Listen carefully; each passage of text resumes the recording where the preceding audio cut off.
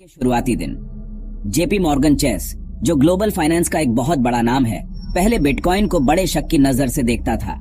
CEO Jamie डायमन ने तो bitcoin की खुलकर बुराई की थी, उसे फ्रॉड और खतरनाक तक कह दिया था। कई सालों तक इसी शक ने जेपी मॉर्गन का रुख तय किया। डायमन की बातें अक्सर सुर्खियों में रहती थीं और इस बात को पक्का करती थीं कि ट्रेडिशनल बैंकिंग और क्रिप्टो करेंसीज का कोई मेल नहीं है।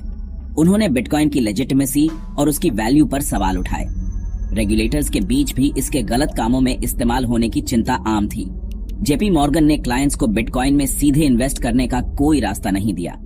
ये कॉशियस रवैया छोटी फाइनेंशियल टेक कंपनी से बिल्कुल अलग था। बैंक का साइज और रेगुलेटरी जिम्मेदारियों का मतलब था कि वो धीरे धीरे कदम बढ़ाएगा। डायमन की बातों ने न सिर्फ जेपी मॉर्गन की स्ट्रैटेजी पर असर डाला, बल्कि कई ट्रेडिशनल इन्वेस्टर्स की सोच को भी बदला। इससे एक इंटरेस्टिंग माहौल बन गया, क्योंकि क्रिप्टो मार्केट तो बढ़ता ही जा रहा था। क्रिप्टो की लहर ऊंची उठी। 2024 टू 2025 का मार्केट बूम। साल 2024 और 2025 क्रिप्टो करेंसी मार्केट के लिए एक बहुत इंपॉर्टेंट दौर था। बिटकॉइन में जबरदस्त उछाल आया, $70,000 के पार पहुंच गया। इस रैली ने लगातार ग्रोथ और बढ़ते मेन स्ट्रीम इंटरेस्ट को दिखाया। जेपी मॉर्गन के नजरिए में बदलाव के संकेत दिखने लगे।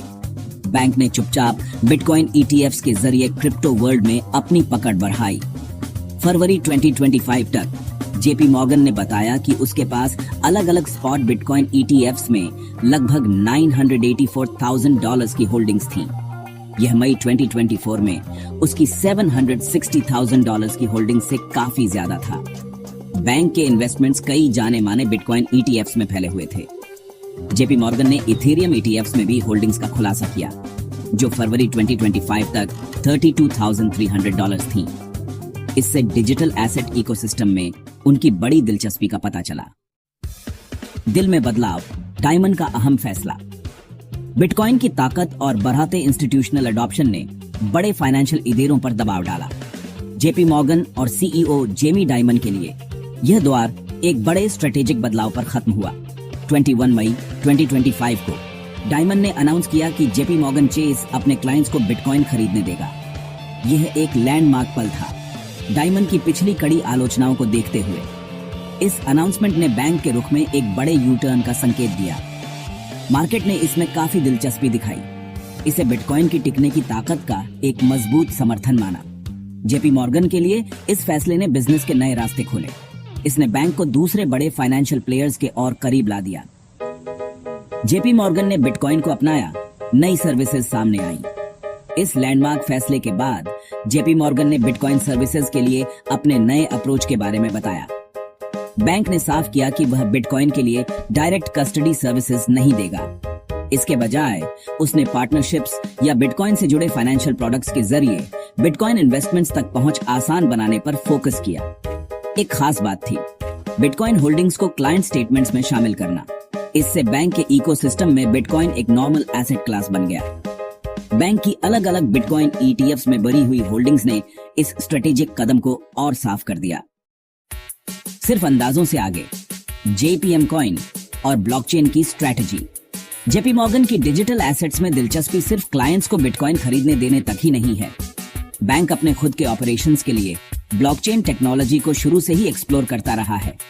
JPM कॉइन, जो इसी इंस्टीट्यूशन ने बनाया एक डिजिटल कॉइन है, इसका एक बड़ा एग्जाम्पल है। JPM कॉइन एक परमिशन्ड ब्लॉकचेन बेस्ड सिस्टम है, जिससे तुरंत पेमेंट्स और सेटलमेंट्स होते हैं। यह बड़े कॉर्पोरेट क्लाइंट्स के लिए होलसेल पेमेंट्स की एफिशिएंसी को बढ़ाता है। ट्रांसफर्स रियल टाइम में 24/7 हो सकते हैं, जिससे ट्रेडिशनल पेमेंट सिस्टम्स बेहतर होते हैं। ब्लॉकचेन का इस्तेमाल करके जेपी मॉर्गन ट्रांजैक्शन टाइम और कॉस्ट्स कम करना चाहता है। JPM कॉइन एक private blockchain network onyx bye JP Morgan पर चलता है। यह इनिशिएटिव ब्लॉकचेन टेक्नोलॉजी के असल फायदों पर बैंक के फोकस को दिखाता है।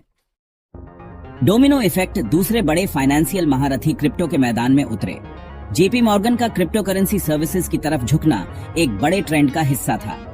ब्लैक रॉक और फिडेलिटी ने जनवरी 2024 में स्पॉट बिटकॉइन ETFs लॉन्च किए। इन लॉन्चेस ने मेन स्ट्रीम इन्वेस्टर्स को बिटकॉइन में इन्वेस्ट करने के रेगुलेटेड तरीके दिए। मॉर्गन स्टैनली ने अगस्त 2024 में अपने क्लाइंट्स के लिए बिटकॉइन खरीदना आसान बनाना शुरू किया। गोल्डमैन सैक्स ने भी बिटकॉइन ईटीएफ्स में इन्वेस्टमेंट्स के जरिए क्रिप्टो स्पेस में अपनी अच्छी खासी मौजूदगी दिखाई। सबकी एक राय नहीं, फाइनेंस में कुछ संभल कर चलने की आवाजें। ट्रेडिशनल फाइनेंस के कुछ असरदार खिलाड़ियों ने डिजिटल एसेट्स को लेकर अपना कॉशियस रवैया बनाए रखा। द वैनगार्ड ग्रुप ने अपने प्लेटफॉर्म पर स्पॉट बिटकॉइन ईटीएफ्स की ट्रेडिंग पर लगातार रोक लगाई रखी। वैनगार्ड ने बिटकॉइन के स्पेक्युलेटिव नेचर और हाई वॉलेटिलिटी को लेकर चिंता जताई। फर्म का अपना बिटकॉइन ईटीएफ लॉन्च करने का कोई प्लान नहीं है। यह रवैया फाइनेंशियल इंडस्ट्री के अंदर चल रही एक बहस को दिखाता है। अलग अलग इंस्टीट्यूशंस अपनी यूनिक सोच और क्लाइंट की जिम्मेदारियों के हिसाब से क्रिप्टो दुनिया में आगे भी आज रहे हैं। इसके असर जेपी मॉर्गन और ग्लोबल फाइनेंस के लिए मायने। जेपी मॉर्गन का क्लाइंट्स को बिटकॉइन खरीदने की इजाजत देने का फैसला काफी अहमियत रखता है। बैंक नए रेवेन्यू के मौके बना सकता है और डिजिटल एसेट्स में इंटरेस्टेड क्लाइंट्स को अपने साथ बनाए रख सकता है। इस कदम से लाइकली कंप्लायंस, रिस्क मैनेजमेंट और टेक्नोलॉजी इंफ्रास्ट्रक्चर में एडजस्टमेंट्स करने की जरूरत पड़ेगी। ग्लोबल फाइनेंशियल सिस्टम के लिए जेपी मॉर्गन का बिटकॉइन को अपनाना क्रिप्टो करेंसीज को मेन स्ट्रीम बनाने की रफ्तार को और तेज करता है। बड़े फाइनेंशियल इंस्टीट्यूशंस अब सिर्फ देख नहीं रहे, बल्कि फाइनेंस के फ्यूचर में एक्टिव रूप से हिस्सा ले रहे हैं। एक नए दौर की शुरुआत क्रिप्टो करेंसी को अपनाने का भविष्य। जेपी मॉर्गन का सफर ग्लोबल फाइनेंशियल इंडस्ट्री में हो रहे एक बड़े बदलाव को दिखाता है। डिजिटल एसेट्स को फ्यूचर फाइनेंशियल सिस्टम का एक सिग्निफिकेंट कंपोनेंट माना जा रहा है। क्रिप्टो करेंसी अपनाने का भविष्य शायद लगातार इनोवेशन और बढ़ते इंस्टीट्यूशनल इन्वॉल्वमेंट से तय होगा। रेगुलेटरी फ्रेमवर्क्स अभी भी इवॉल्व हो रहे हैं, जिससे इंस्टीट्यूशंस और इन्वेस्टर्स के लिए अनसर्टेनिटी बनी हुई है। डिजिटल एसेट से जुड़े अपॉर्चुनिटीज और रिस्क्स को बेहतर ढंग से समझने के लिए एजुकेशन बहुत क्रूशल होगी। आज जो फैसले लिए जा रहे हैं वही कल की फाइनेंशियल दुनिया को बनाएंगे।